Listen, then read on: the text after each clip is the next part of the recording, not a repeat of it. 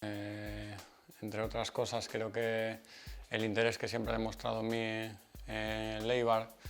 y tanto el cuerpo técnico como la dirección deportiva ha sido fundamental para tomar la decisión.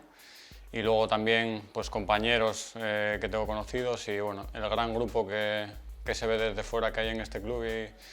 y creo que ahí trabaja en una misma línea y en una misma dirección. Creo que es un club ejemplar en este aspecto y a mí eso me gusta. Sí, yo sigo pensando a día de hoy que para mí la primera división española es la mejor liga del mundo en cuanto a talento y calidad, y siempre que pueda estar en ella lo voy a intentar, y creo que el Eibar es el club perfecto para disfrutar de esta categoría. Bueno, me gusta y me consta que, aparte de lo que me dicen, yo soy un gran aficionado al fútbol y los conozco perfectamente y sé que son grandes jugadores, no solo los que hay en mi puesto, sino creo que hay una gran plantilla,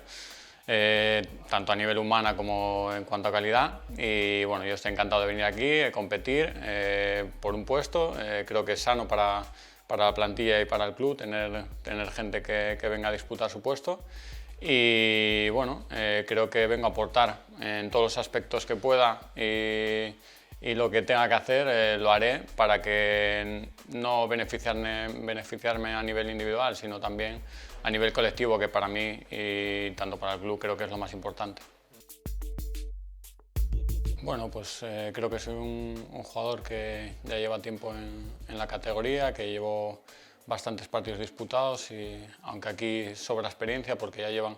muchos años jugados en la categoría y muchos jugadores contrastados también, pero creo que nunca viene mal, y bueno, esa serenidad y esa experiencia creo que